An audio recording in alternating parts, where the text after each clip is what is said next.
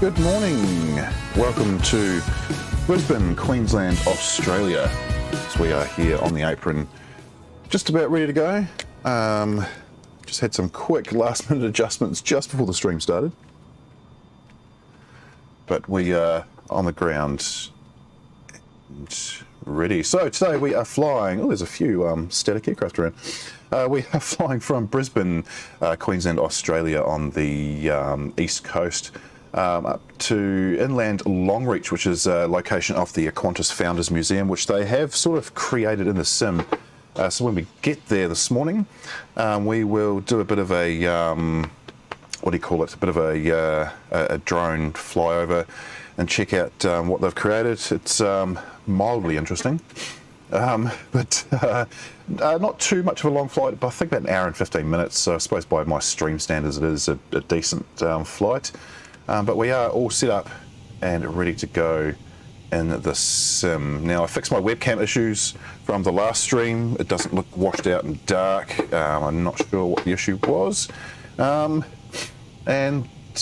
we also have had a few updates in the sim, I think 2 since the last stream. And looks like the Turtlebeach issues have gone, knock on wood. I haven't had the Quadrant buttons activating themselves for the last few flights.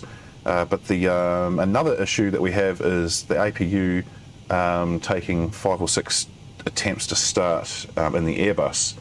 So that is a new issue, but there is a workaround. You just keep clicking APU start until it starts.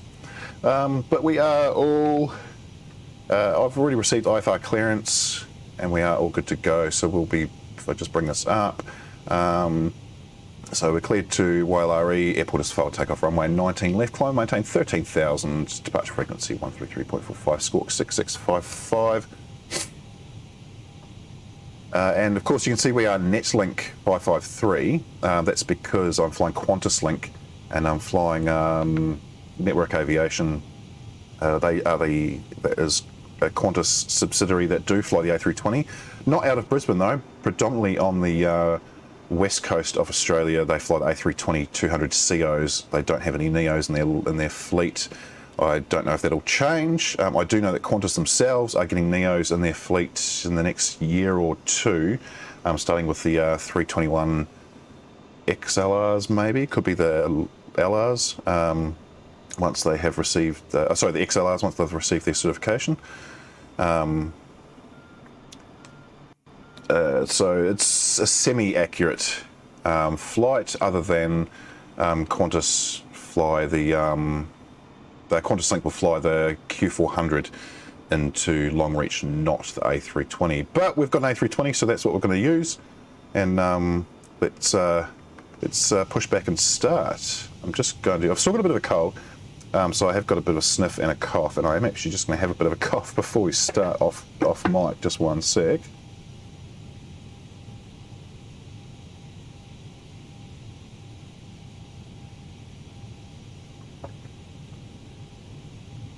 And it is, what time are we? 4 minutes past 7, so we are running 4 minutes behind time this morning. But let's check the weather in Brisbane. You've got to be kidding me. This happened last time too. The weather information to come up. I had tested this as well and it was working, but it looks like it's just dropped off. So let's get that kicked back on. Let's see if we can anyway. Will it let us? Oh, the joy of live streaming when things just semi-fail. Right, has that worked? Has that worked? Let's try, there we go, far out.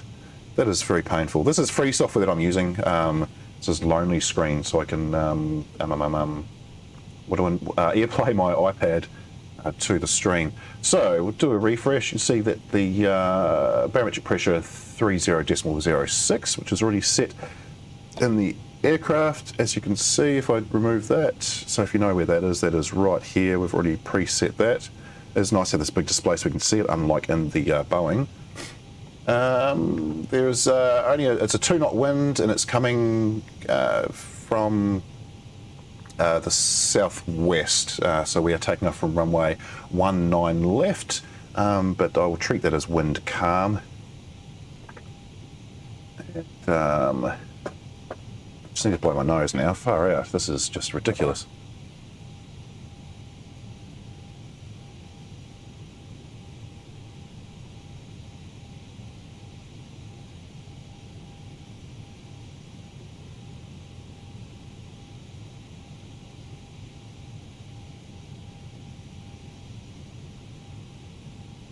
Hopefully that is actually muting. It says it is, but apologies if it's not. You just heard my trumpet nose on a live stream. Anyway, push back and start. That's what we need to do. So we've already, like I said, we've already got our clearance. So let's just get straight into it. So we'll put the beacon light on. That was the strobe light. Strobe light onto auto. Beacon light can come on.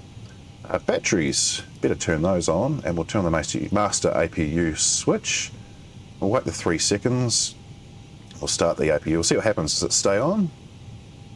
No, it doesn't. So this is the issue. It will not stay on. I have to click it quite a few times, which I'll just keep doing until it stays on. Really, really annoying.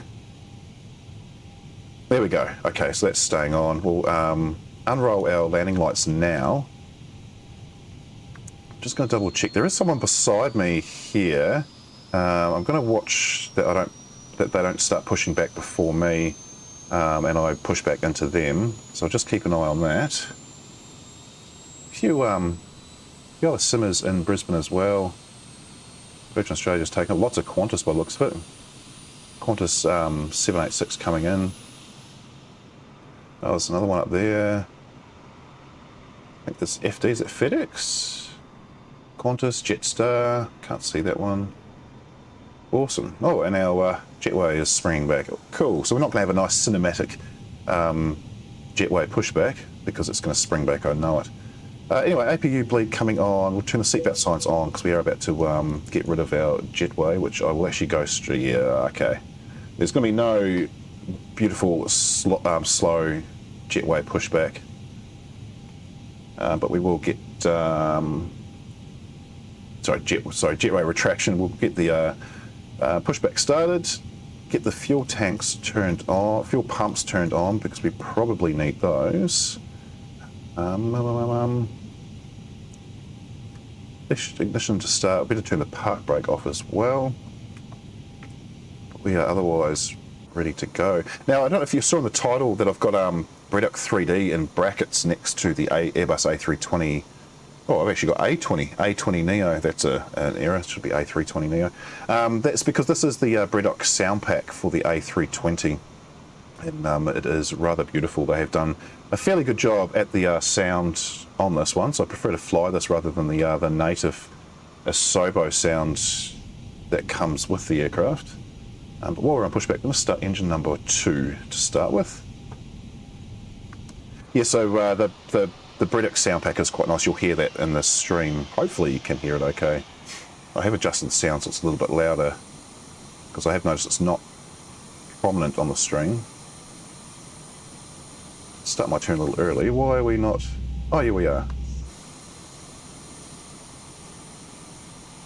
Oh, that one beside me is an Air New Zealand Airbus A320 that's coming from Christchurch. So they are not flying with us today. Oops. So we'll turn the park brake on. Now while we're waiting for that engine to start up, I'll turn the Metar back on because just to show that Longreach has no data, which is a little bit annoying. So if I go to here and then to there, the last data we had was 2 days ago. So I'm sort of working off old data. I don't think it's going to be accurate. We could be landing with a tailwind, which is not ideal, but we'll just have to make do with it because I can't tell what the wind is live at that location. I don't trust the game to not change. Anyway, we'll go back to Brisbane Metar. So I have started engine number. The wind in Brisbane's changed. Wow. The wind in Brisbane has, oh, it's 1 knot. I'm not worried about it. Let's bring it up. So we're taking off from runway 19 left, and we're going to have a little bit of a tailwind. It's just 1 knot, so I'm not overly worried about it. but that was blowing about 90 degrees in the opposite direction before. I did hear my hydraulic pump start up, so let's flaps to 1, arm the speed brake. It is definitely in 0.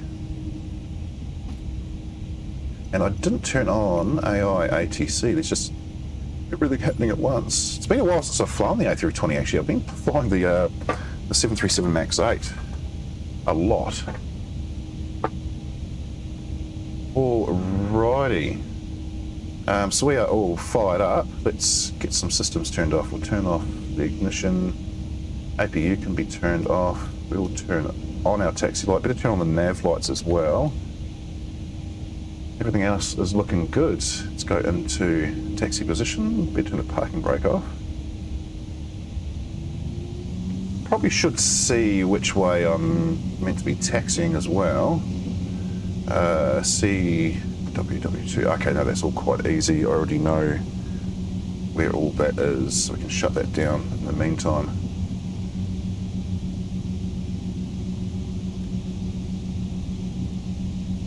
So other than the sound, this is just a standard Asobo 320 that comes with the standard game. So nice and easy to fly, like an iPad with wings, with a shit ton of automation.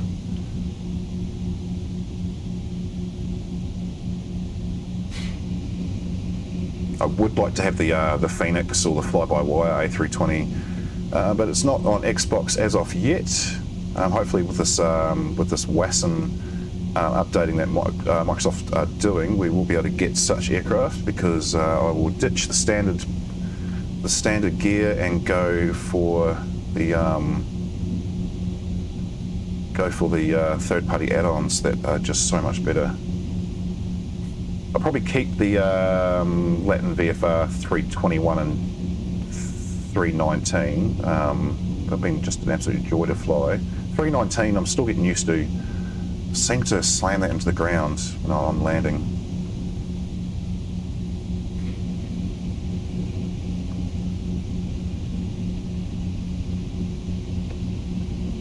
So it looks like I'm not the only one who was taking off for 19 left today. There's a Virgin Australia generic in front of us. Looks like they're doing the same.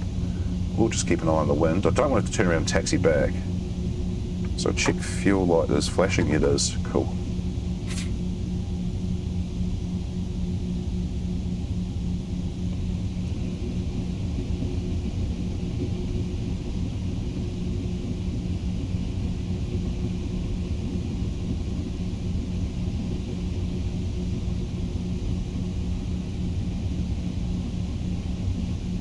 So this is absolute real time for me because I am in Brisbane, physically and virtually today.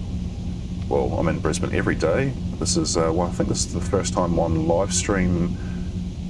No, it's not the first time on live stream I've flown real time. I have flown Australia a couple of times. Of course, I frequently fly to Brisbane. It's one of my favourite airports. I have got the handcrafted version, but I can't load it in the Xbox because it just crashes the desktop as soon as I spawn in. It has done in the past. I haven't since the last 3 updates, so I wasn't willing to try it on live stream because it takes so long to go back and replan the flight. But I might give it a go after the stream and see what happens, and we might do a Brisbane flight in a future live stream. Might as well just do Brisbane to Sydney or Sydney to Brisbane, because it's Sydney is another handcrafted airport that I have, well, everyone has. It comes with the sim.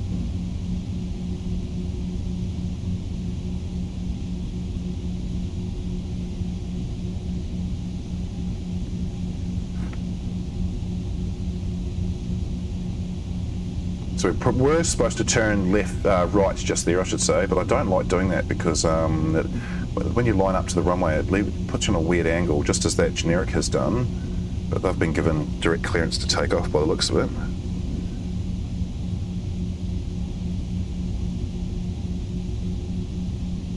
It says we're taxiing at 19 knots. That seems, it doesn't feel like we're going that fast. I still will chuck the anchors on and slow us down to about 10. Keep around the Well, I better turn ATC on because I'll get instruction to hold short.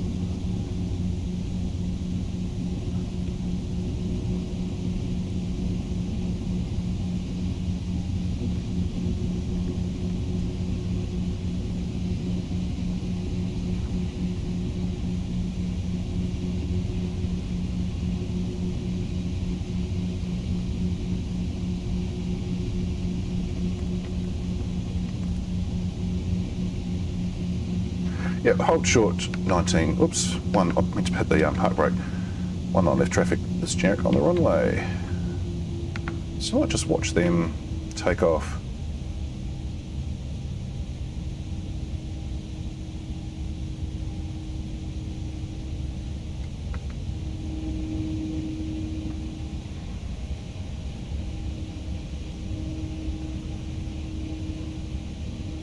Now they're going to do a toga from brake, cool. Alright, we'll be told to line up and wait any second.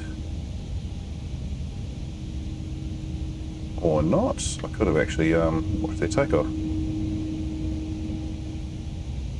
There they go, here we go, line up and wait. Sure, do that.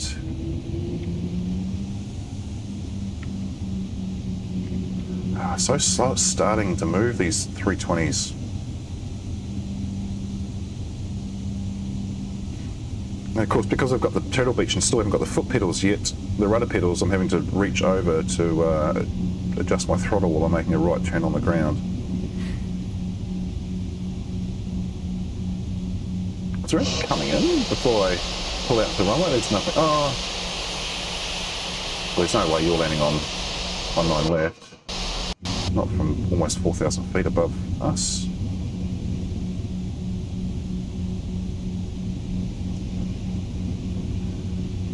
Hurry up, give me my, there we go, takeoff clearance 30.06, that is all correct, excellent. So we'll put the landing lights on, we've got plenty of runway, and we will, whoops, also put on our brakes to max. The nose in a little bit, we'll get up to 50%. Yeah, sure, that's what that'll do, 58%. Is holding steady, so all the way up to flex in the Airbus. That was toga. Don't need toga thrust for takeoff from Brisbane. This is a massively long runway, over 3 kilometres long. Passing 100. Just a little bit of left rudder to keep us centre. B1 and rotate. Positive rate gear coming up.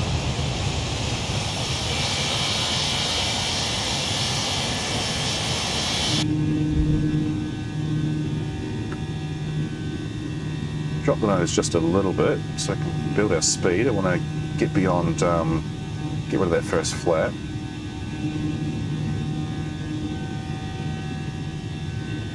There we go, and lever to climb.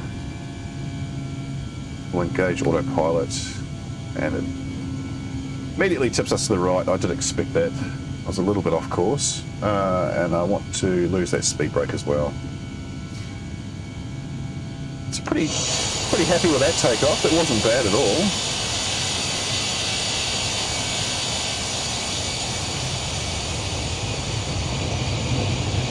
You can see Brisbane City right above our nose, right there.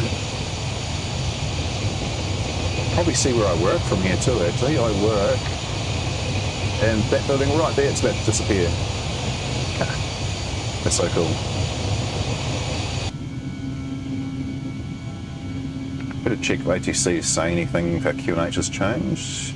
30.06 still the same. So it's pretty much a straight shot north up to Longreach. Sort of northwest. So we put that as a 320 already.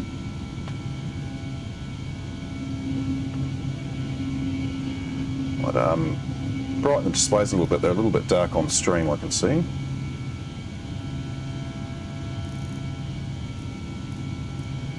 That's a little bit better. That's much clearer.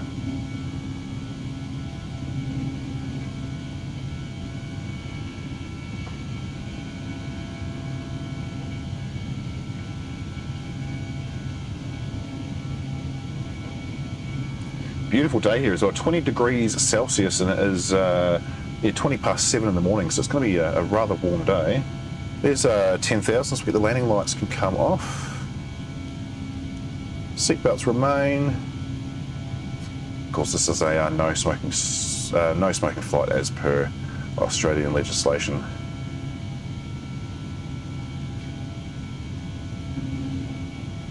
So climbing to flight level 360 today.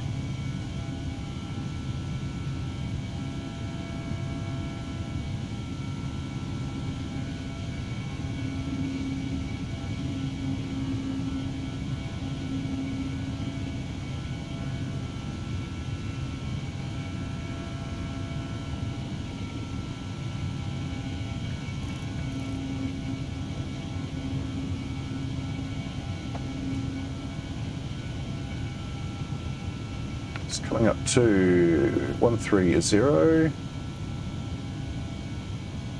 Climb maintain 200, we can do that.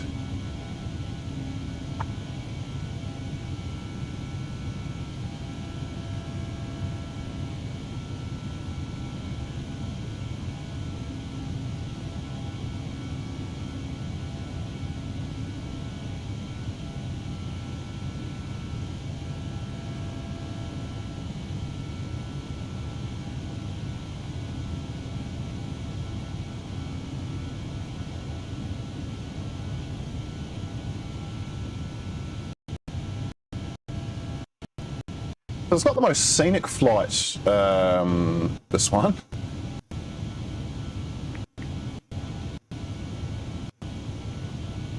It's a lot of classic red Australian land beneath us. So not too many sights to see once we get out of Brisbane. Sort of like that, but more barren.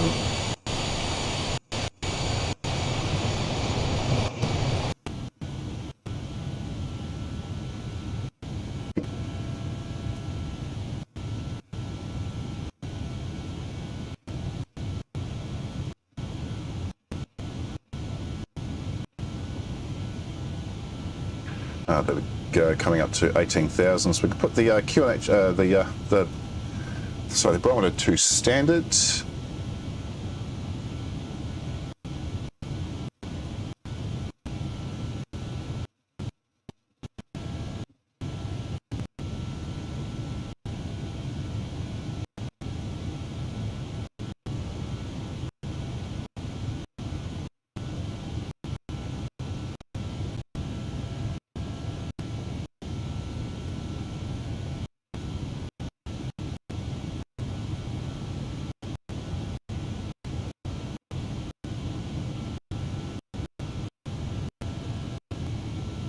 Oh, there we go, flight level 200. So we're going to see what our next vector is.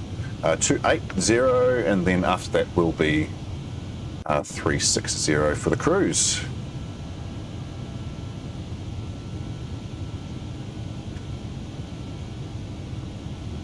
So I'm just going to close down the Meta iPad. There's no point keeping it open because I have no data for Longreach whatsoever.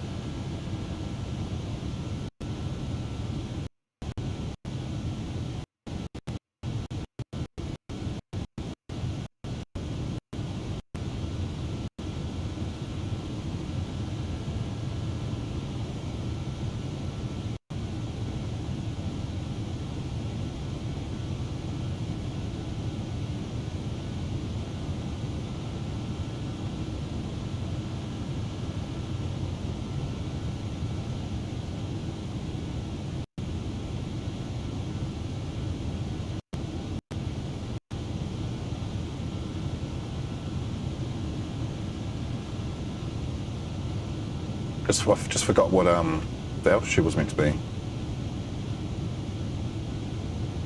280. Okay, cool. Let's see if anyone else is around. I highly doubt it. Oh, there was a few, but probably not going the same direction as us. We tend to get the skies to ourselves when we fly this route. It's not. It was popular when it first came out, but the airport, I mean, when it was first released in the Australia update, but not as popular anymore.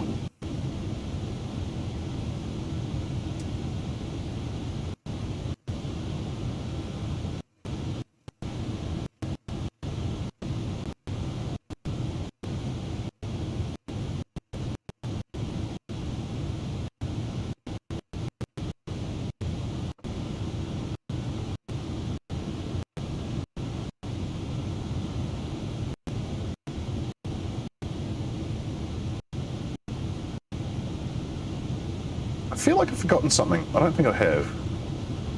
We're in the air, so it's a good sign.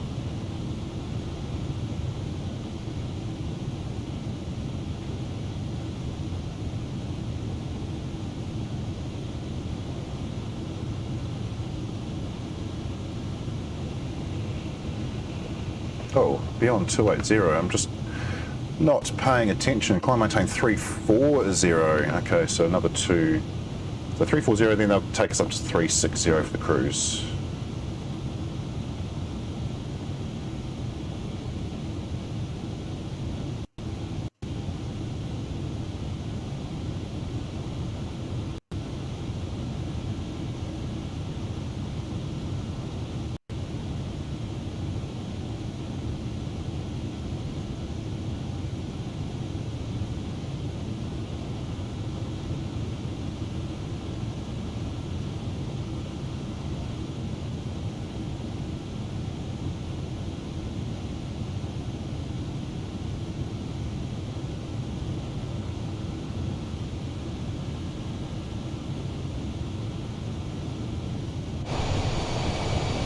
This is pretty much the landscape for the entire flight. It looks like we might have a bit of cloud cover for a lot of the way, which is good. So it breaks it up a little bit. That red desert look below us, that will become even more prominent as the trees disappear as we head more in towards the red desert of Australia.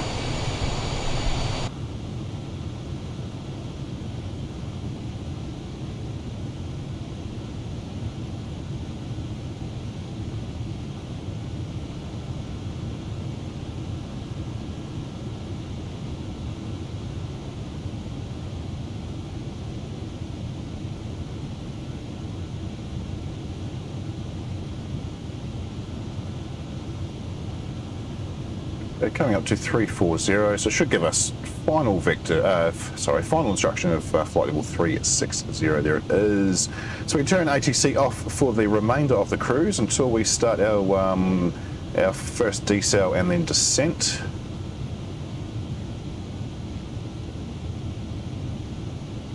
And once we've reached cruise altitude, I will check the ETA to see what time we will be arriving into Longreach.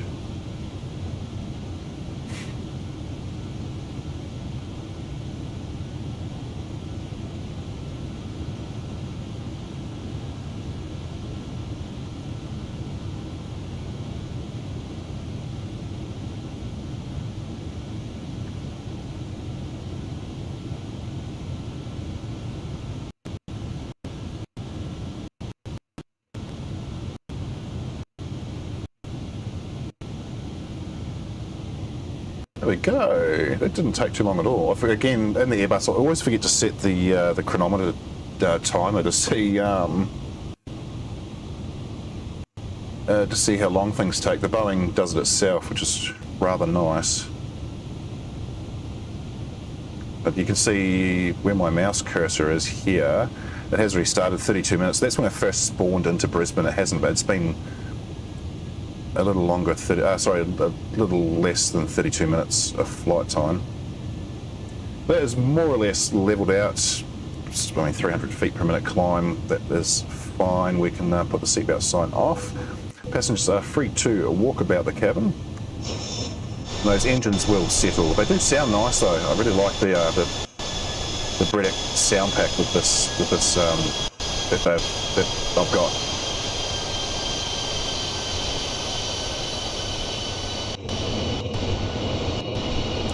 Probably modelled more on a A320neo than a CO than a Neo.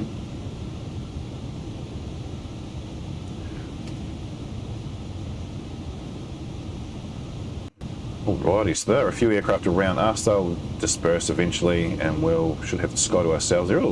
They just spawned in front of us. Can we see them? Can we see them? Unless they're probably on the ground. Can't see anyone out there. I would say they're on the ground. In fact, we can find out. There's an airport near them. Oh no, they are moving. They are in motion.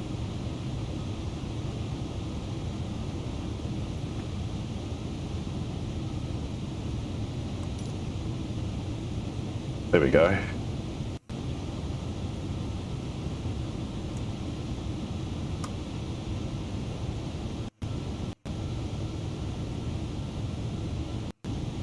Oh yeah, I was going to check the ETA. So ETA 22:46 is currently 21:32. So far out, an hour and 14 minutes. We got a headwind or something? Yes, we do. 103 knot headwind as it stands. That is, wow. That is, that's insane. That's why I hope I have enough fuel. I only put 7.5 tons in the bird today. We're down to 6.8 tons. It should be enough. Actually, we're not going to burn through near 7 tons for an hour's flight.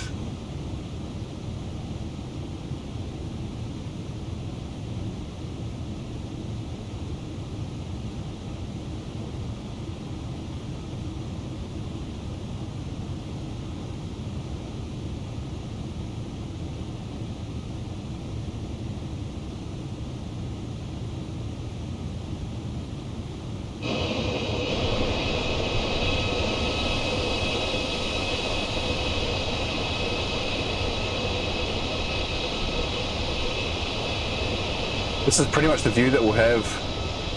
Like I said earlier, it will the landscape will become a little more rugged, as in less. You'll see less of the agricultural sort of markings, etc. It will just become this red plain desert. Barely any mountains or hills.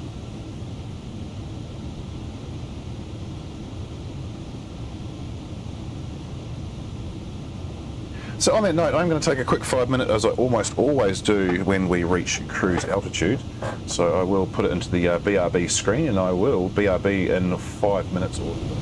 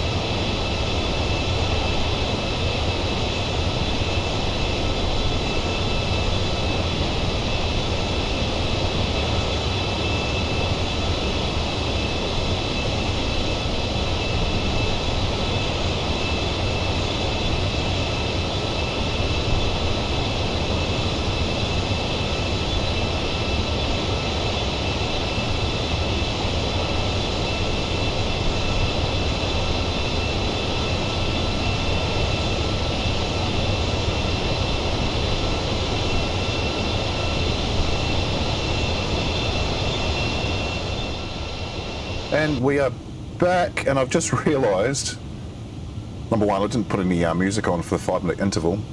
Number two, I had my desk speakers going, so you're probably absolutely flooded with sound for the first takeoff segment, etc., etc. So I apologise for that if it drowned out my voice. The speakers would turn up pretty loud too, but of course I wear noise cancelling headphones while streaming, so I had no idea until I took them off. Because I am sometimes a moron.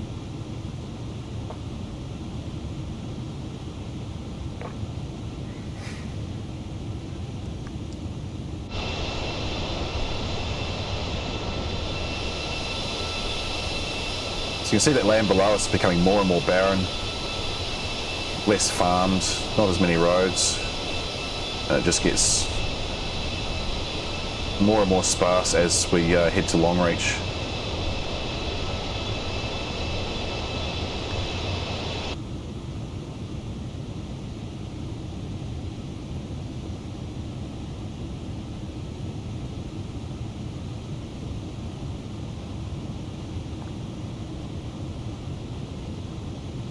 So I can give you a little bit of history on Network Aviation, which is who are flying.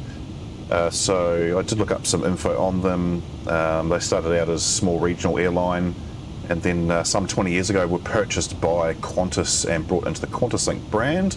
They fly 20 Fokker 100 aircraft and 11 A320-200 CEOs, all based in Western Australia, so none of them really fly over in the East Coast, which is where we are flying today, to make it fictional. They definitely don't fly the 320neo. I'm not sure if they will upgrade to those. Some of their 320s are 18 years old. Some of them, I think the youngest one is 8 years old. So not the youngest Airbus fleet, and definitely not the first ones to have the A320 either. Ansett Australia had the A320 CO way back in the day. I think they still had some when they went bankrupt. And of course Air New Zealand was heavily blamed for that because they purchased Ansett, except sort of as a little bit of Air New Zealand's fault and a little bit of not. They purchased an ageing airline with massive maintenance issues that they could not afford to upkeep, so they had to shut the airline down and almost went bankrupt themselves. The government had to buy 80% of Air New Zealand just to keep the national airline afloat.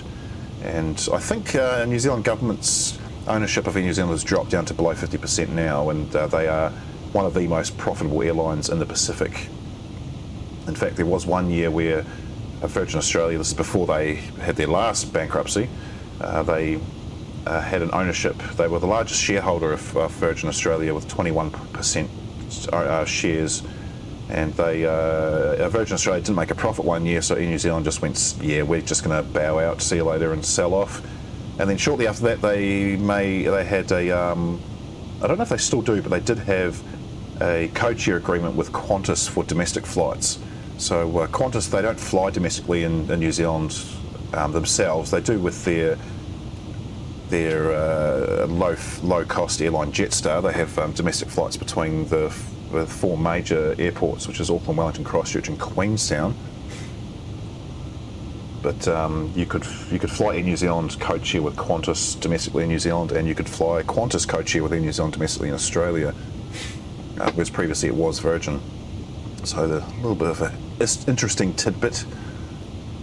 Qantas themselves do not have any 320 family aircraft in their fleet as of yet, but I have said before that they are replacing their 737-800NG fleet with aircraft from the 320 family, starting with the A321XLR, which when that goes into service, it's still not certified yet, and eventually they'll replace their entire 737NG fleet with I think a mix of 321 and 320s of various types.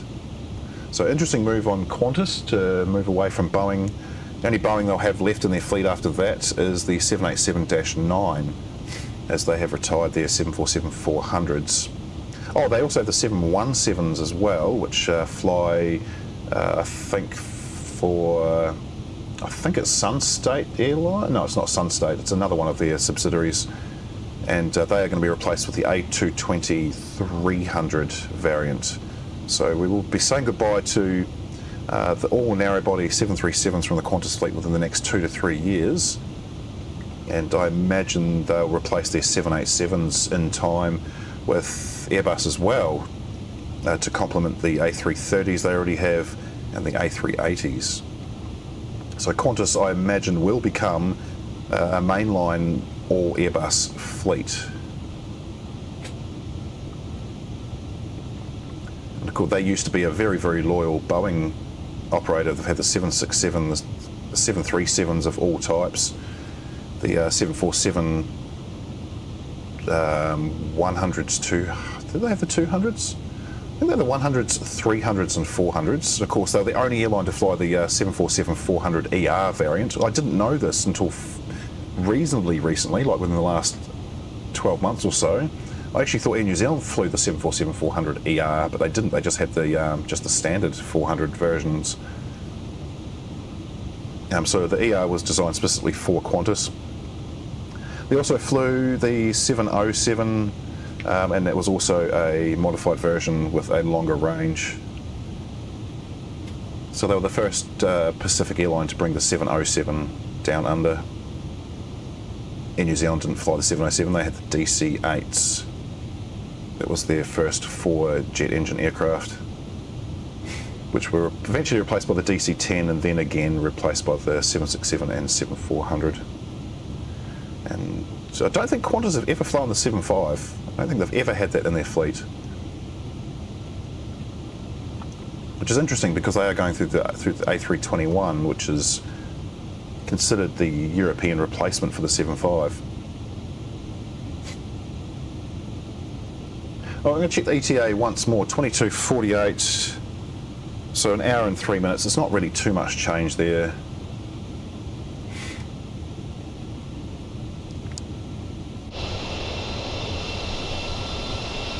The ground's still just starting to get more and more sparse as we go. Let's check VFR map. There is someone semi behind us off to the side. Let's see if we can see them. Yes, there they are there, flying much higher than us by the looks of it.